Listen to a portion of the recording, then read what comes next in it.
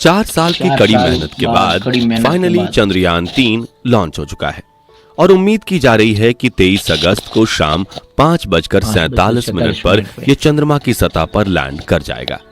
अब अगर आपने इसके लॉन्च इवेंट को देखा है तो एक चीज जरूर नोटिस की होगी कि चंद्रयान 3 को जिस रॉकेट से ले जाया जा रहा था वो उड़ान के कुछ समय बाद उससे अलग हो गया था। दरअसल स्पेस में किसी भी चीज को ले जाने के लिए, चाहे वो सैटेलाइट हो या रोवर हो या स्पेसक्राफ्ट, हमें एक रॉकेट की जरूरत होती है।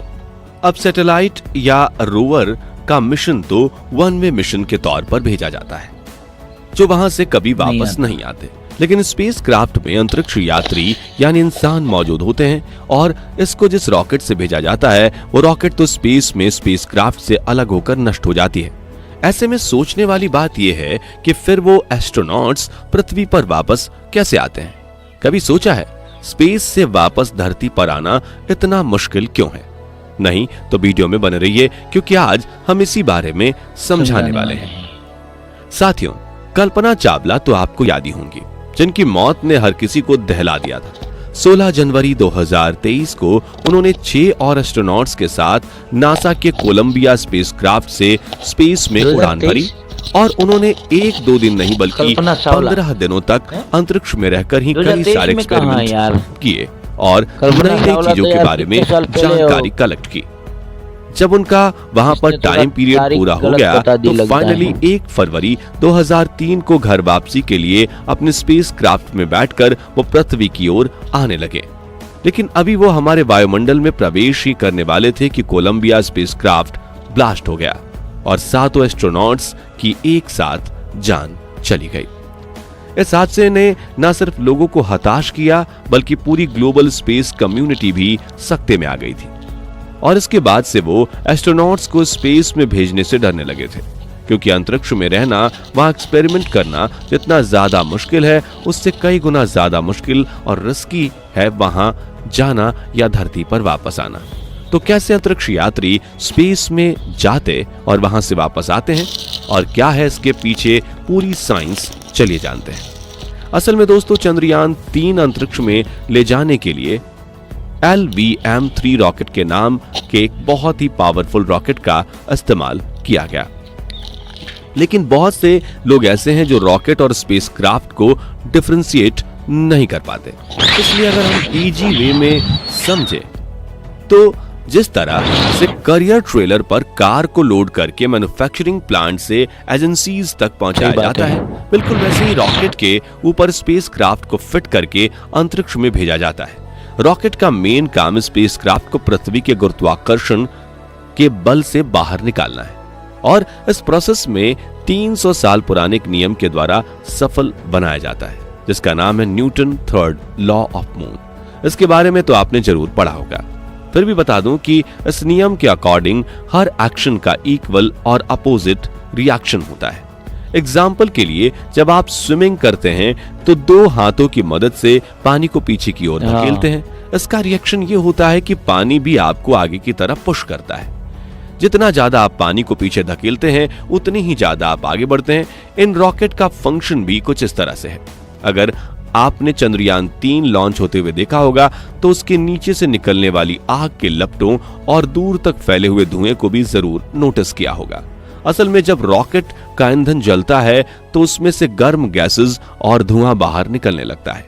रॉकेट को इस तरह से डिजाइन किया जाता है कि ये गैसेस नीचे की तरफ प्रेशर बनाने लगती हैं जिससे ये थ्रस्ट पैदा करती हैं और इसी थ्रस्ट के चलते रॉकेट्स ऊपर की ओर बढ़ने लगते हैं। ये जितनी तेजी से गर्म गैसेस और धुएं को नीचे की तरफ छोड़ता है उतनी ही ज्यादा स्पीड से ये अंतरिक्ष की ओर बढ़ने लगता है। लेकिन ऐसा नहीं है कि रॉकेट्स पर ग्रेविटी का नियम फेल हो जाता है, बल्कि इनमें प्रोपेलनेट का उपयोग किया जाता है जो फ्यूल और ऑक्सीडाइजर का एक कॉम्बिनेशन होता है। ये रॉकेट के नीचे जितना ही थ्रस्ट पैदा करता है, रॉकेट के ऊपर लगने वाला गुरुत्वाकर्षण बल कमजोर पड़ जाता है और वो रॉकेट को नीचे प्रेस कर नहीं पाता। मेन रॉकेट के अलावा आपने उसके साइड में 2 छोटे छोटे बूस्टर रॉकेट्स लगे हुए देखे होंगे। ये मेन रॉकेट्स को पृथ्वी की कक्षा से बाहर निकालने के लिए एक्स्ट्रा पुश प्रोवाइड करने का काम करते हैं। जब इन बूस्टर्स रॉकेट्स का फ्यूल खत्म हो जाता है तो ये अपने आप ही मेन रॉकेट से अलग हो जाते हैं। ऐसे में आगे का सफर मेन रॉकेट को खुद तय करना पड़ता है। अब हमने रॉकेट और उसके काम के बारे में तो जान लिया, लेकिन स्पेसक्राफ्ट क्या होता है और ये काम कैसे करता है, आइए इस पर भी एक नजर डालते हैं। तो असल में स्पेसक्राफ्ट एक हवाई जहाज की तरह होता है जिसमें अंतरिक्ष यात्रियों के लिए हर सुविधा प्रोवाइड की गई होती है। उसमें उनके बैठने और सोने की जगह से लेकर टॉयलेट, रिसर्च इक्विपमेंट्स, खाने पीने की हर फैसिलिटी दी जाती है। स्पेसक्राफ्ट के आगे के हिस्से में उसका पूरा कंट्रोलिंग सिस्टम होता है, बिल्कुल वैसा ही जैसा आप एरोप्लेन में देखते हैं। इन स्पेसक्राफ्ट को भी रॉकेट के जरिए ही भेजा जाता है, लेकिन जैसे ही रॉकेट अंतरिक्ष में पहुंचकर स्पेसक्राफ्ट से अलग होता है वैसे ही उसको कंट्रोल करने का काम सारा अंतरिक्ष यात्रियों के हाथ में आ जाता है और ये इसे वैसे ही ऑपरेट करते हैं जैसे एरोप्लेन को कैप्टन किया करते हैं, जबकि इससे पहले नीचे धरती पर मौजूद टीम को इसको कंट्रोल करना होता है। इन स्पेसक्राफ्ट में कई एडवांस्ड टूल मौजूद होते हैं जिनके जरिए हर पल की खबर ग्राउंड स्टेशन पर टीम को मिलती रहती है। स्पेस में जाने के बाद अंतरिक्ष यात्री अपने रिसर्च पर काम करते हैं और उन्हें पूरा करके अपने पृथ्वी पर लौटने लगते हैं और यही सबसे मुश्किल पड़ाव होता है। स्पेसक्राफ्ट को पृथ्वी के वायुमंडल में एंटर कराना बहुत रिस्की काम है। हमारे वायुमंडल में एंटर करने के लिए सबसे पहले स्पेसक्राफ्ट धीरे धीरे पृथ्वी का चक्कर लगाते हुए उसकी कक्षा की तरफ बढ़ता है और उसके बाद वो पृथ्वी के वातावरण में प्रवेश कर जाता है। यहाँ एंटर होते ही उसे बहुत तेज गर्म हवाओं और प्रेशर से गुजरना पड़ता है। उस पर इतना ज्यादा प्रेशर और फ्रिक्शन पड़ता है कि स्पेसक्राफ्ट में आग लगने की संभावना काफी बढ़ जाती है और कल्पना चावला का स्पेसक्राफ्ट भी इसी फ्रिक्शन की वजह से ब्लास्ट कर गया था।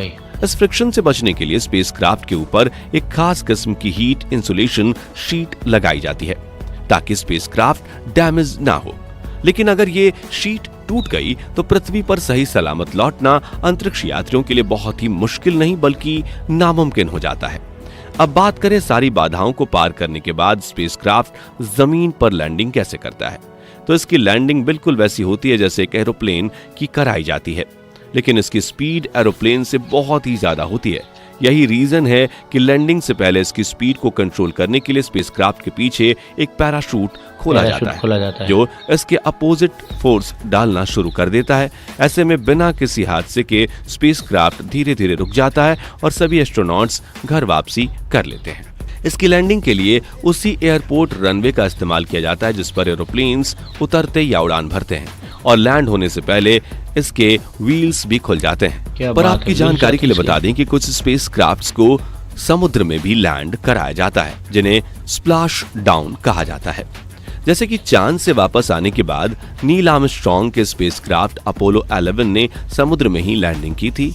इसके अलावा मर्क्यूरी, जेमिनी और सोयूज जैसे स्पेसक्राफ्ट भी पानी में ही लैंड हुए थे, लेकिन यह प्रोसेस थोड़ा रिस्की हो जाता है क्योंकि इसमें स्पेसक्राफ्ट के डूबने का खतरा रहता है। ये बात तो सही है। यहाँ आपकी जानकारी के लिए बता दें कि स्पेसक्राफ्ट को कई बार ट्रैवल करने के लिए इस्तेमाल किया जा सकता है, लेकिन उसे अंतरिक्ष में ले जाने वाले रॉकेट को दोबारा यूज में नहीं लाया जा सकता क्योंकि उसे डिस्पोजेबल माना जाता है और एक बार जो स्पेसक्राफ्ट से अलग हो गया तो उसे समुद्र या स्पेसक्राफ्ट सेमेट्री में क्रैश कर दिया जाता है।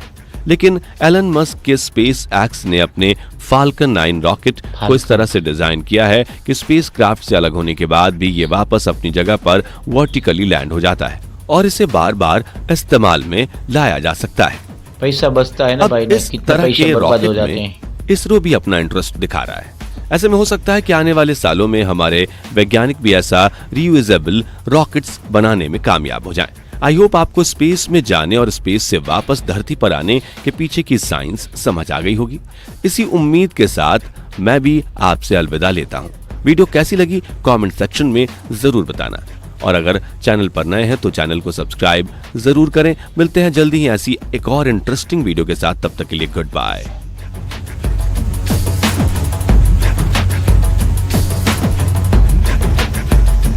जय हिंद जरूर लिखें।